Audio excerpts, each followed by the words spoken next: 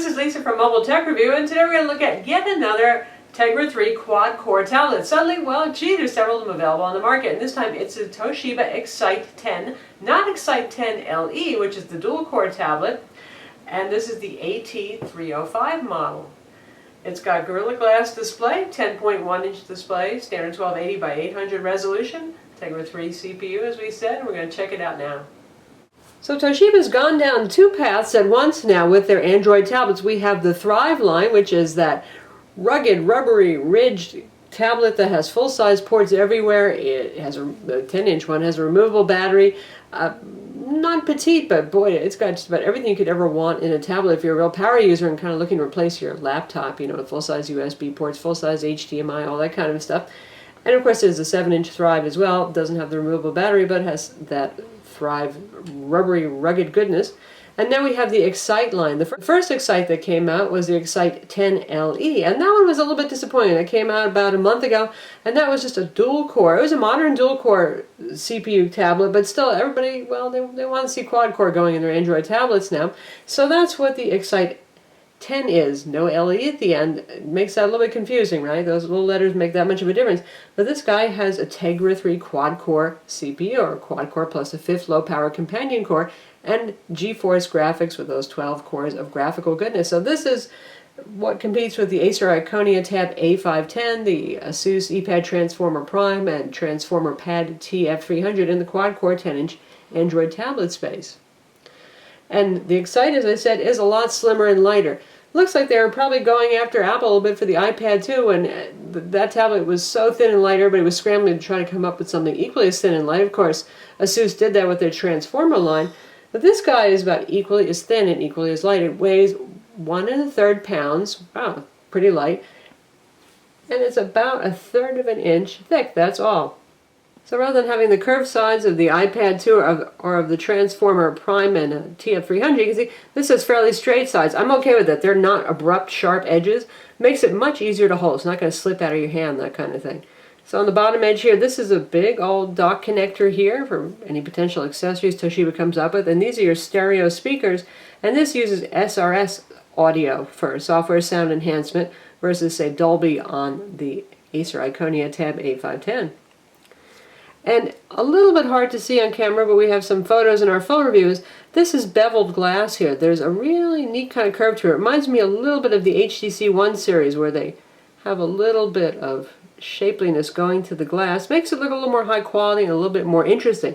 And this is Gorilla Glass, by the way. Paying a little bit more for this tablet, and that's one of the things you get for it. And on this side you can see we have a full-size SD card slot. We have a card in there. We've got a micro USB port. And that means you can use your micro USB to USB adapter if you have one. It doesn't come with one, but this has full USB capabilities. And you can use USB peripherals while charging it because the charger plugs into that big dock connector at the bottom.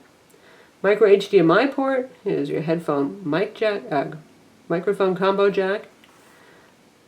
Nothing up top except for a fairly large microphone hole. Good microphone on this, by the way. Very nice Skype tablet. Has a 2-megapixel front camera, which is nice to see as tablets are going for lower resolution front cameras, and we tested this with Skype and very good audio and video. In fact, it did a good job of noise reduction. We had some pretty serious noise in the background. And on this side you got the volume rockers. They're raised, they have tactile feel. The only thing is I notice when I pick it up I tend to hit them by accident. This is your rotation lock button right here, and that's your power button. So controls are easy to operate. Ergonomically, it's quite good. Like I said, the straight sides help, but they're not abrupt, rigid sides. There's a little roll to the metal here, so it's kind of soft against your hand.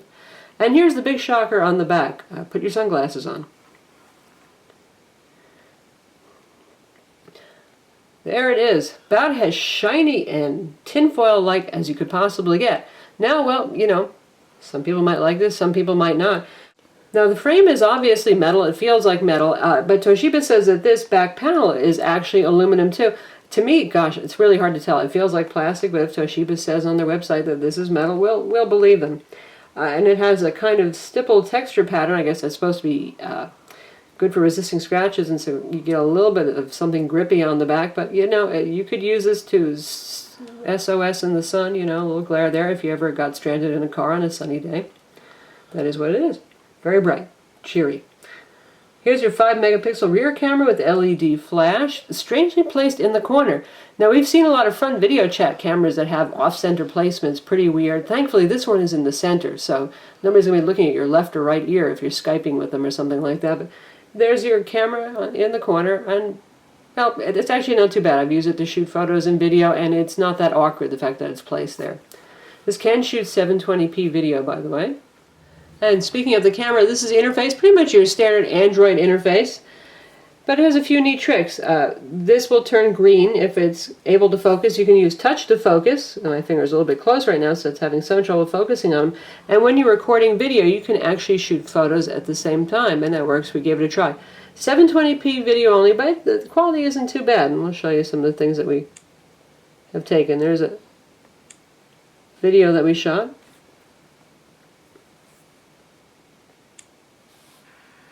Testing the 720p video on the Toshiba Excite 10 AT. Not too bad. Frame rate's pretty good. Reasonable amount of color for a cloudy, dull day. And if we go back to the gallery view, this is the video that we just looked at, and here's a bunch of still shots that I captured at the same time. Now, they're not always as sharp, I noticed, as just taking a photo. Well, especially because I was moving the tablet around trying to pan while I was taking photos, but it does work. So it groups them all in a series together, which is kind of handy. So that's the camera.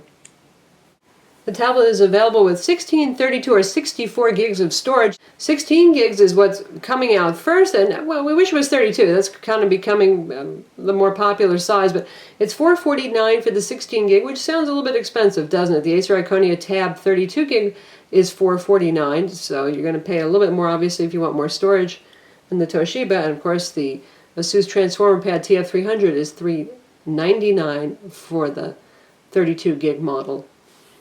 But you do get a couple of things, as I mentioned. You get the metal casing on this, metal frame, you get Gorilla Glass on the display. And you get a full set of features too. As we mentioned, we've got that USB host port, and we're going to demonstrate that for you in a bit as well.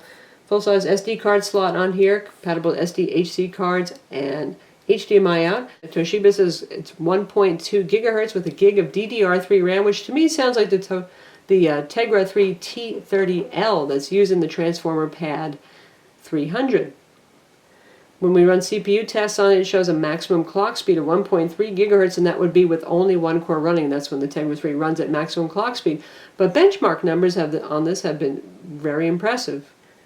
We got over 10,000 on Antutu benchmark. We got 4,100 on Quadrant, which is actually better than we got on our Transformer Prime and our Transformer Pad TF300, and even the Acer Iconia by a little bit. Those are averaging around 3,800 or so. So good performance there. For GL Benchmark, the off-screen Egypt test that we use, because that's independent of the display resolution, we got 63 frames per second, and that's very good. That's 3 frames better than we got on the Prime, and a little bit lower than the Iconia tab that managed to score 69, but they're all right up there together. So very good performance. It's a responsive tablet as far as Android tablets go. Of course, you'll see your occasional lag, that kind of thing, but the UI is very fast. It plays games, plays 1080p video, all that stuff very well. For those of you who are worried about fragile connectors on your tablet, I know some people with Transformers have been kind of concerned about that. Well, take a look at this cable. This is what you plug into the dock. This is typical for the Thrive as well. They have this Mondo block connector here that looks like something from a 90s PC, so very thick cord here. I don't think it's going to break anytime soon, folks. Happily, at the other end, the wall wart has gotten quite a bit smaller here, and it's detachable, so you can use this as a data transfer cable, this USB cable as well. And this is 5 volt 2 amps, so it's pretty much similar to the iPad charge. You could probably interchange them and charge both tablets if you happen to have a mixed marriage in the house. As I mentioned, this has USB host. Now, Acer was the first one to actually throw that nice little USB host cable in the box. That's a micro USB cable to full-size female USB with host capabilities, but nonetheless, if you can dig one up yourself, you can actually plug that into the micro USB port and start using peripherals like keyboards, mice, game controllers, flash drives, and powered hard drives and unpowered hard drives. And in fact, we were really surprised. We took our little, this is a USB host cable adapter. This plugs into the micro USB port, and we plugged in our MacBook Air Ethernet adapter right here for USB Ethernet, and guess what, it works. So that means Toshiba's provided a driver, just like Asus has, but not Acer. So we plug this in, and in the settings over here, where you usually see your wireless status, it said no connection, but that's because it instantly switched over to Ethernet. In fact, we did have a connection. We were able to use the internet easily. In fact, we could turn off Wi-Fi and use this adapter. So for those of you who are into wired Ethernet, yeah, it works. The display resolution is 1280 by 800. That's your standard Android 10-inch resolution. Nothing groundbreaking here like 1080p. And Toshiba calls it their Auto Bright LED backlit display. Well, they all have auto brightness settings, don't they? But I guess they just have to come up with some kind of marketing name for it. That said, it's a very nice display, not IPS, or they'd be saying IPS and bragging about it, but very wide viewing angles, nice color saturation. Really, I'm not missing the IPS too much. One thing I did notice is there was ample light bleed. When we had a black background in a dark room, you could see light bleed pretty much around all the edges on this. There's a problem typically for ASUS tablets and for some iPads, but we did see it here. But beyond that, great colors, easy on the eyes, pleasant for ebook reading, good contrast, wide viewing angles, and good brightness. Took this outdoors to take some photographs, and I actually could still see the screen. Now, because Toshiba is a PC manufacturer, they just love to bundle that software on there and to set things up to kind of give you a clue about what to do. So you can see there's a lot of icons that come on here. Now we've got a couple that we've added for our own here, GPS tests and speed tests and benchmarking applications. All the rest is Toshiba, and they've actually made use of folders, which is a refreshing thing on Ice Cream Sandwich, because yes, this runs Android OS 4.03 Ice Cream Sandwich, latest and greatest operating system. So we've got our folder that they pre-created with a bunch of the Google applications on here. You've got all the full Google apps, the Play Store, Google Books, Google Talk, YouTube Player, all that kind of thing. And we've got Toshiba, which is their file manager. So if you're going to use mass storage devices, which include SD cards, hard drives, flash drives, that kind of thing, you have to use the Toshiba file manager to move things around. And it's a passable file manager. It's like ASUS. They haven't written a driver that works system-wide, so third-party file managers can see all those removable storage. You're going to have to use this one right here, which they've done what Acer did, which is to provide that ubiquitous driver so you can use whatever file manager you want. But like I said, this one's just fine. Also, we've got Toshiba Books Place here, which has grown up a lot. This is Blio. We saw Blio several years ago. They're actually bundling it on some notebooks like the Toshiba Libretto Anniversary Edition, and it was kind of a sad ebook reader. It's really grown up. We're going to show you that. And we've got our own media player here, which particularly adds WMV video support. And then we've got a separate folder just for books and news, which again is your Books Place, their news place for news reading. Google Play Books is in here, and Zinio is on here, and I always love Zinio on 10-inch tablets. Great experience for looking at magazines just like on the printed page, only, well, obviously not printed. So let's take a look at Books Place so you can see what a book looks like. So you can browse what books you have. You can shop for ebooks. We'll show you what the shopping interface looks like. So we've got a list of categories over here, books over here. They actually have a pretty wide selection, and the prices are, you know, typically of ebooks these days, they're virtually price fixed, so you're going to see about the same price everywhere.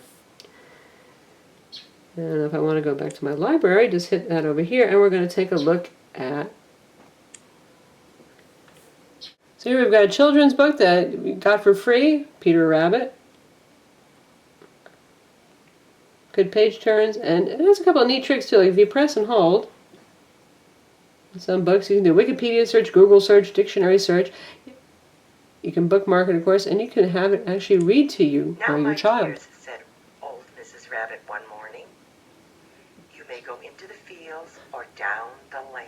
Now, obviously, that's a natural voice. This is not your robotic Google lady reading to you. That's because they've actually recorded the audio and made this something of an interactive book. So not every book's going to have this feature, but kind of cool. Now run along and don't get into mischief. You can pause the audio right there.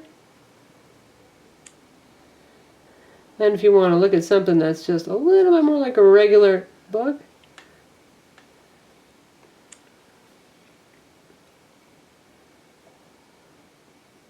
so here we've opened our book, and well, facing pages isn't ideal, so we'll just rotate it. Portrait mode, and there you have something that's much more readable. And this one is just a book sample. It does not have the read to me feature, but that's okay. You can read this one for yourself. And if you tap down here, you can get to various settings. Now, of course, you can use Amazon Kindle on this, Barnes & Noble Nook, Sony Reader, any of the reading applications that you want to install, but this is the one that happens to come with it, which is Toshiba Books Place, otherwise known as Blio. The tablet comes preloaded with Netflix, and you've also got Crackle on board, and you have the usual gallery media player and Toshiba's video player, both of which seem to do the job equally as well. Now for sound, as I mentioned, we have SRS sound, and we'll take a look at that.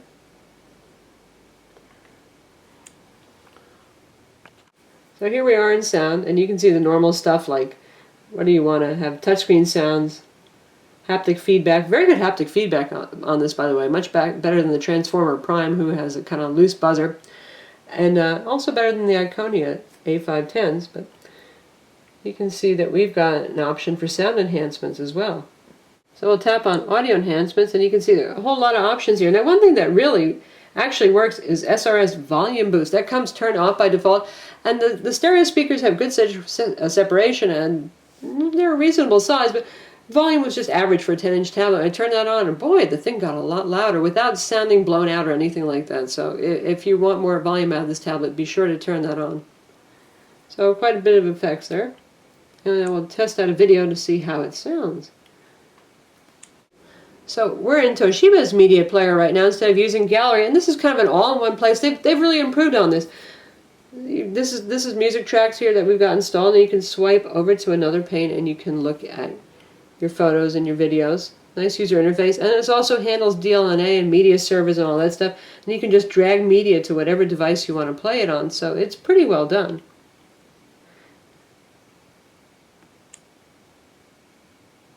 And we'll check out a 1080p high profile video. This has 5.1 audio. Obviously we can't get 5.1 audio out of our stereo speakers here.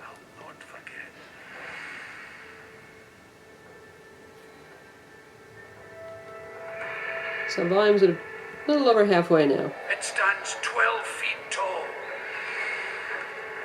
with razor-sharp claws. His hide littered with the weapons of fallen warriors. His face scarred with one dead eye. I drew my sword and... Chop! Dad's leg was clean off. Oh, that's my favorite. So there it is, 1080p. Of course, you can output that via the HDMI port. You could try DLNA too. It's pretty high bandwidth though. One thing I noticed about the HDMI port, when we had a 5.1 movie like this, we plugged it into our AV receiver. The AV receiver noticed that it was 5.1 audio and all the little speakers lit up on the indicator, but we only got sound out of the center channel and the subwoofer, which is one of those things that used to happen with the Asus Transformer Prime.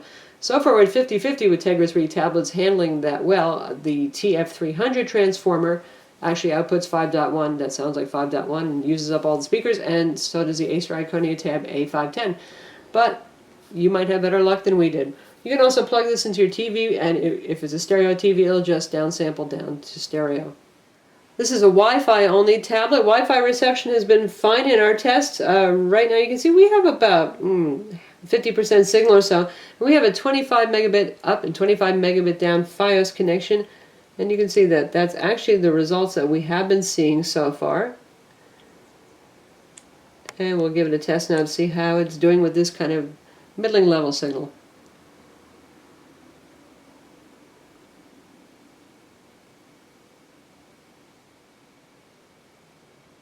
Doing just fine. So there you go, that works. Also has a GPS built in, and the GPS does indeed work. We tested that with GPS tests, so yeah, it works. Of course, since this does not have 3G, you're going to need some kind of mobile data connection if you want to download map data on the go. You use your mobile phone's hotspot feature, a MiFi, something like that, or preload your map data. And since this is a Tegra 3 tablet, of course you can use all those neat Tegra Zone games and the THD games, and we've got Shadowgun THD installed on here. Runs just fine. We're going to give it a test right now so you can see it in action. By the way, Toshiba installs their usual set of, wow, a whole lot of card games there, so card game lovers, you'll be thrilled.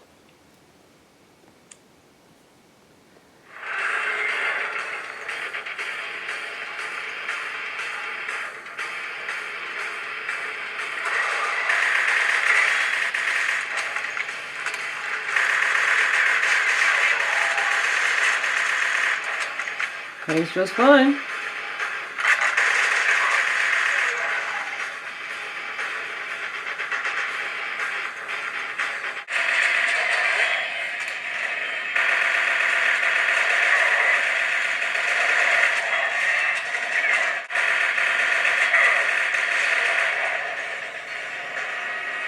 By the way, when we are playing games, it does not get hot on the back like it does with the Acer Iconia. So those of you who don't like toasty tablets will be happy to know, despite the fact that this is thin and it's got metal on the back, it will not fry your fingers if you play games for half an hour. Now we're taking a look at the standard Android web browser. Works just fine. We're not seeing any checkerboarding. Speed is good. Certainly more than up to handling the job. We've got Adobe Flash loading here on the page. And it's your standard uncustomized browser, so all the goodness. Ice cream sandwiches there. You've got your menu. You can choose the desktop version of the site as an option, and all the good stuff that you'd like is there. And we'll check out Adobe Flash real quick to make sure that works nicely. Nice display. Again, overall, the color balance is good on. Not too cool, not too warm. Easy on the eyes. And we'll check out our video of the Samsung Galaxy Tab 2 7.07-inch tablet.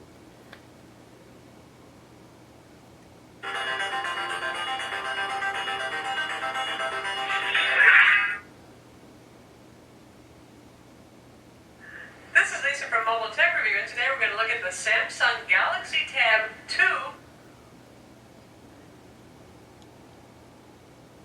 A lot of numbers, a lot of words in there, but this is basically Samsung's latest, greatest, most affordable Android tablet yet. It's a 7-inch, that's 4.0, and that's ice cream sandwich.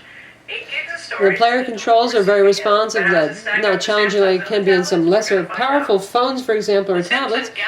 Streaming took a minute to catch up, but that does happen with YouTube, but overall it works great. And of course you can use the YouTube player. Google's YouTube player is pretty awesome and plays high quality video, but Flash is great to have when you're visiting various websites that still have embedded Flash video that you want to watch. Other software bundled besides Netflix and Crackle and those card games that you saw, we've got Log Me In for those of you who like remote access. Again, Toshiba's own media player that you saw with support for DLNA. We've got Quick Office on board, not the usual Polaris Office that we've been seeing more often lately. Sound recorder. Toshiba pre-installs their user guide, which is probably a good idea for most people, and they've got their own software update app, their printer share application too. And we'll check out Quick Office. So we've got Quick Office Lite HD here. They're trying to upsell us onto Pro. And we'll just stick with the Lite version.